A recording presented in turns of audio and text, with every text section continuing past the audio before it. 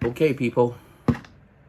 Today we're gonna talk about sleep, or actually the lack of sleep. Um, this is by no means all encompassing, right? Because when you cannot sleep, most likely you have some kind of stress, or you have shift works, or I don't know, maybe you're crazy like me, or you drink too much coffee. Actually, so this is what I use. I'll show you. This is the reishi mushroom from Double Wood. So I use this as a baseline to lower my blood pressure. I take about 1,000 milligram of it before I go to sleep. Sorry, I'm using the front-facing camera because I cannot see myself talking, going the other way.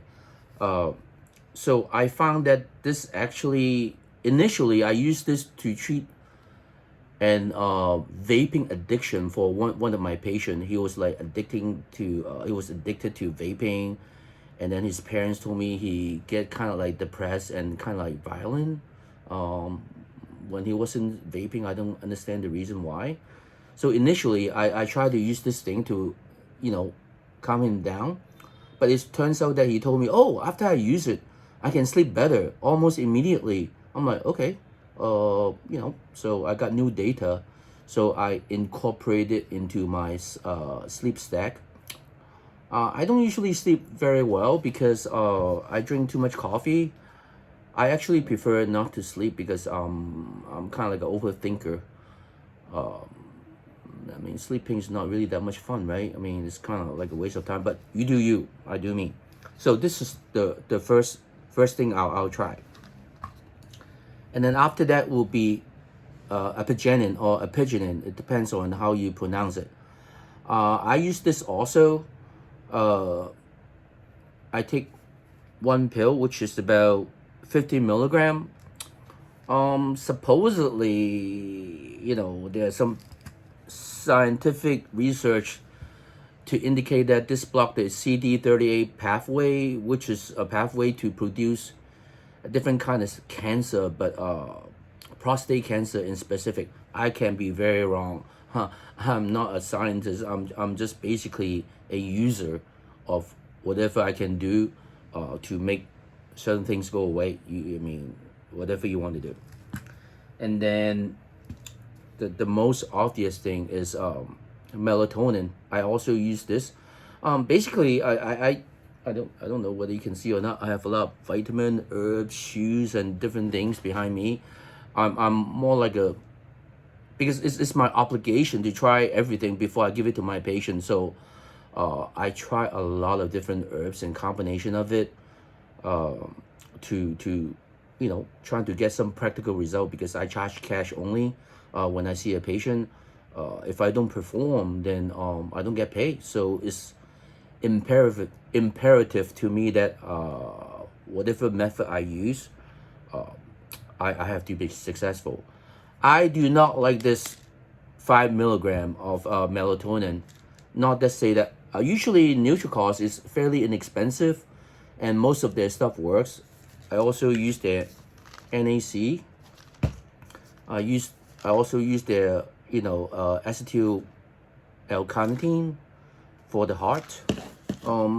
In general, I think they're a good brand. I also use their biotin. I'm almost 63, so I want to keep my hair. So I want to use, but that's another story. I also use their biotin. But I've been experimenting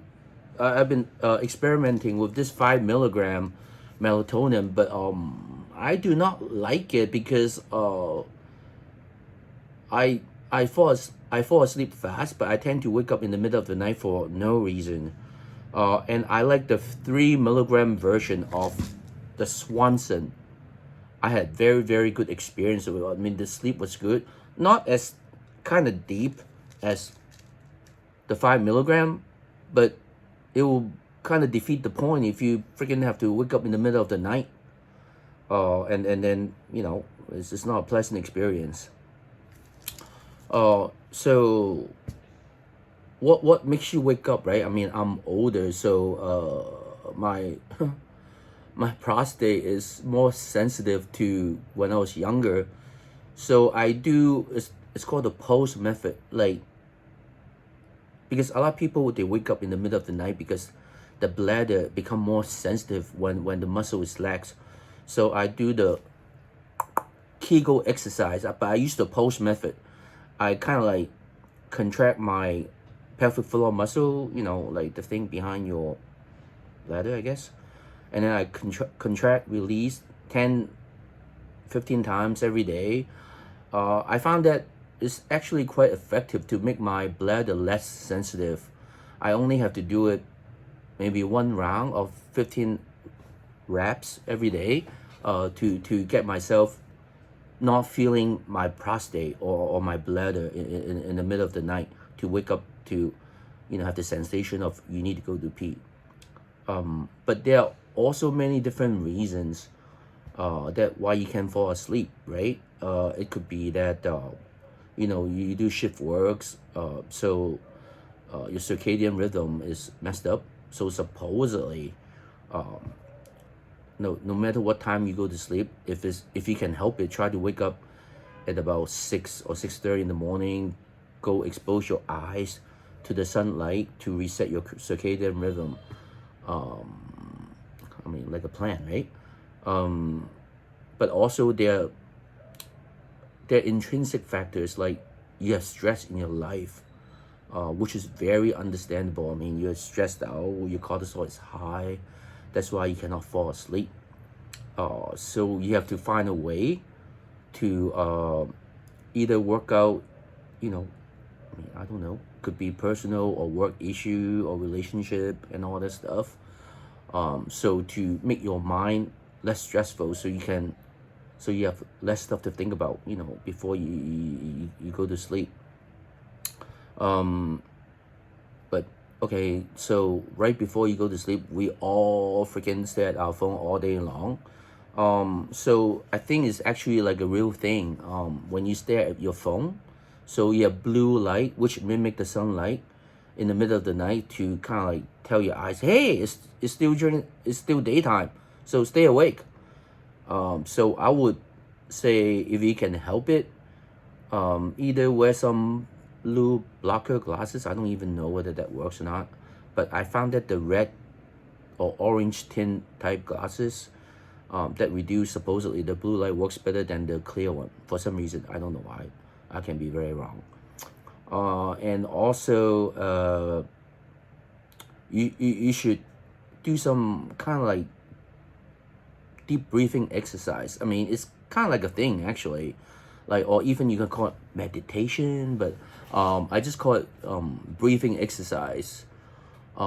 So because when you concentrate on your breathing, right, then you'll be thinking less about your problem.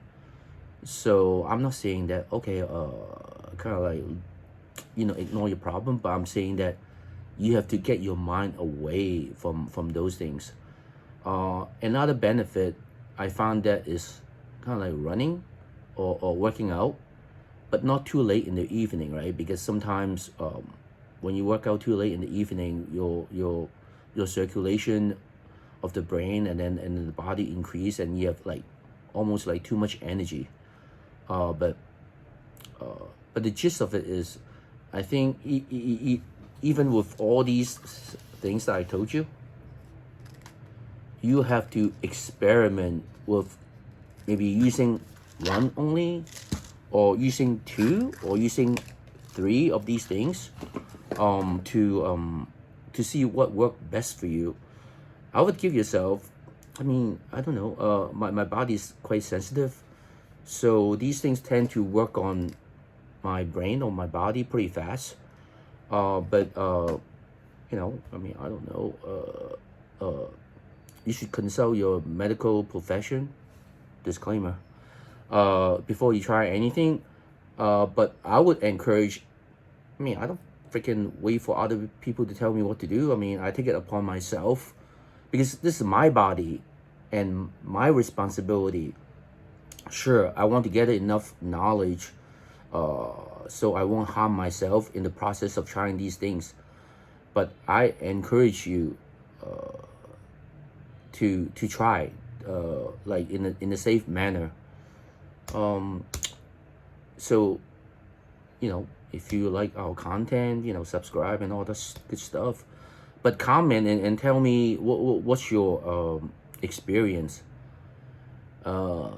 I'm also trying to establish an empirical database because I don't wait for the freaking science. I don't want to wait for the rich people to have some kind of experience and tell me, hey, you can do this, you can do that. I mean, for me, guess what's behind door number one? I mean, F them, like it's fine.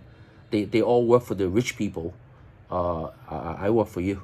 I work for the common people. So yeah. So let me know what other content you want to see. I have been practicing for over on and 20 years, so I have a lot of experience. Just tell me what topic you're interested, and then I will tell you what I know in a practical way. But it's also always incumbent upon yourself to try different things. Remember, this is your body, so you're ultimately responsible.